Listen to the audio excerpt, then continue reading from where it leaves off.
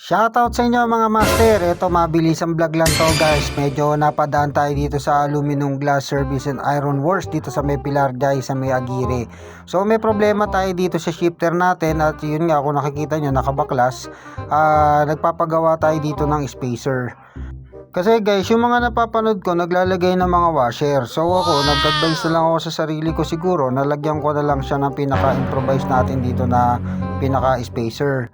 Imbis na washer ang ilalagay natin, nagpagawa tayo dito ng pinaka sa aluminum yan. Yung aluminum na yan, kinikikil ni kuya na yan, ito yung pinaka gagawin nating spacer para dito sa shifter natin. Kasi napansin ko yung pinaka right side ng natin sa may brake ng shifter natin medyo tabingo. Yung pala tumatama pala dun sa may pinaka bakal dun sa ilalim. So ayan, habang sinusukat yan ni kuya, then ayan, simulan na rin natin butasin mga master. Ito, unang butas si kuya, kumukuha muna siya ng pinaka guide para dun sa susunod na pagbabarena natin. Tamang-tama lang yung laki ng butas ng ating pinaka allen wrench na tornilyo. So napakababait nila dito guys. Tignan nyo naman kung paano sila gumawa. Napakapulido rin. So ayan, isum lang natin ng bahagya para makita natin yung pinaka finished product natin kapag nabutas na natin itong ginagawa nating spacer.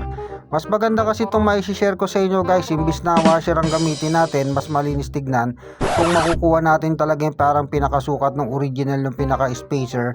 At kung lalagyan natin talaga to ng pinaka ganito, yan katulad yan, medyo mainit-init pa, yan nahahawakan na natin, mas malinis siyang tignan. So yun yung pinaka bolt natin, saka yung ginawa. So ano na lang ni kuya to, ayan, nakataas pa ang paa niyan guys. Kita nyo naman, napaka veteran smooth. So ayan, pinapalis na lang ni kuya yan, ginagamit yung pinakakikil niya. So eto guys, simulan natin ba ikabit yung pinaka ginawang spacer. Ayan, shoutout sa iyo Manong, napakagwapo naman ni Manong na dumaan. So etong ginawa natin guys, nilagay ko yung dalawang spacer at mamaya panoorin nyo yung pinaka full video natin kung ano yung sinasabi ko na tumatama dito sa pinaka shifter natin na bakal. So ang ginawa ko lang naman guys, binalik ko lang ng maayos at tinalay na pinaka spacer natin.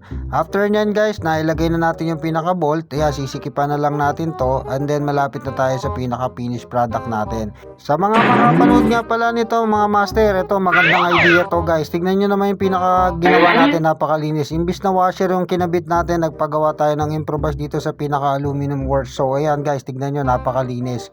So ito yung pinaka sinasabi ko, yung bakal na yon. Ayun, tumatama kasi yung pinaka shifter dyan. So yan ang pinaka ginawa nating remedy dito para hindi tumama yung pinaka shifter natin. Ayan, isang flex muna tayo para kay Master DFI.